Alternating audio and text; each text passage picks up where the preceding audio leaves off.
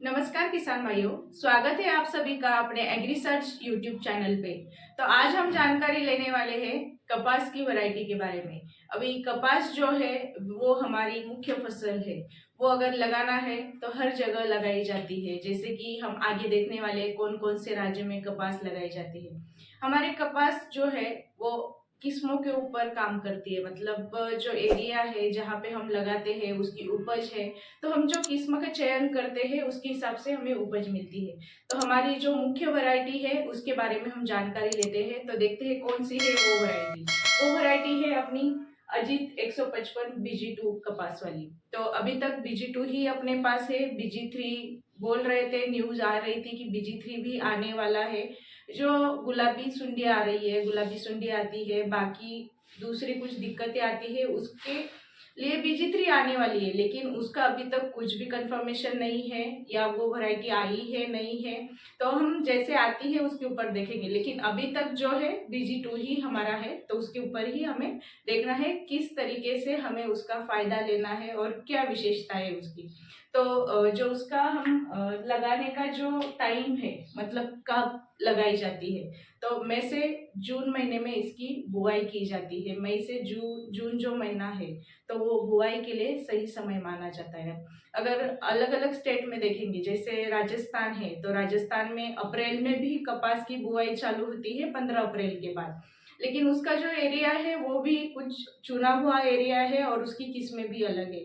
हमारी जो अजीत 155 है वो उसका सही समय जो है वो मई से जून महीने का है, उसमें हमें बुआई करनी चाहिए।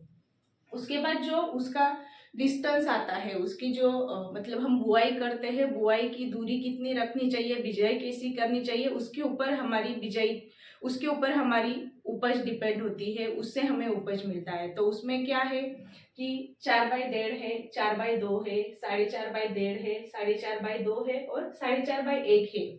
तो मतलब रो से रो और बीच की दूरी है उसमें 4/1.5 में मतलब चार चार जो अंतर आता है वो हमारा पंक्तियों का अंतर आता है। 1.5 फुट का जो अंतर आता है वो बीच का अंतर आता है।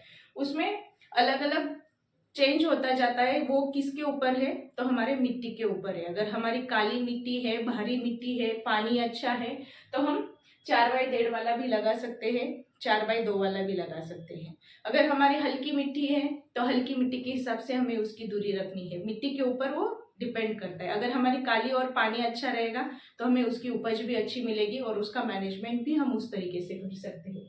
उसके बाद उसका टाइम क्या है, तो 145 टू 160 दिन में वो निकल जाती है। मतलब हम उसकी कंप्लीट हो जाती है, उसका हम एंड कर सकते हैं 160 दिन के बाद। तो मई से जून में लगाते हैं तो नवंबर दिसंबर तक हम लगा सकते हैं। नवंबर दिसंबर तक वो निकल जाती है। उसके बाद हम आगे वाली फसल ले सकते हैं जो हमें बाद में करनी है। तो ये अजीत 155 की खासियत है।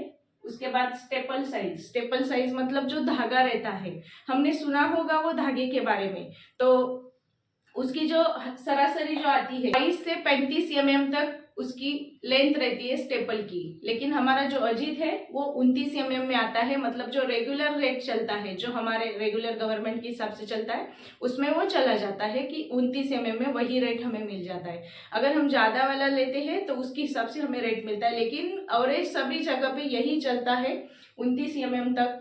वैसे हम किसान जो लगाते हैं उसी में आता है। उसके बाद जो बॉल साइज है, बॉयल साइज मतलब टिंडा जो है, टिंडा कितना रहता है, तो 5 से 6 ग्राम तक एक टिंडे का वजन आता है। लेकिन उसका जो कैसे है, तो उसका हम बढ़ा भी सकते हैं। किस तरीके से, तो हमारा जो फर्टिगेशन है, खाद का मैनेजमेंट अगर हम अच्छे तरीके से करते हैं, खाद अच्छा जाता है, हमारे फसल को जितनी जरूरत है मिट्टी के हिसाब से उतना जाता है, तो हमारे बॉल साइज में भी जो टिंडे का वजन है वो भी हम बढ़ा सकते हैं। तो जो खाद है वो हम आगे देखने ही वाले हैं कि कौन सा खाद हमें देना है, उसका क्या फायदा होता है, किस तरीके से हम करना चाहिए। सही जो समय है उस सही समय में अगर खाद जाता है जो फसल को जरूरी है, तो वो सब हमारे जो टिंडे के वजन है उसके ऊपर कार्य करता है। मतलब अगर टिंडे का वजन बढ़ाएगा तो हमारी उपज भी वैसी ही रहेगी। अगर टिंडे का वजन कम रहता है तो उपज पे दिक्कत होती है, उपज कम निकलती है। अगर टिंडे का वजन अच्छा रहेगा तो हमारी उपज भी अच्छी निकलेगी।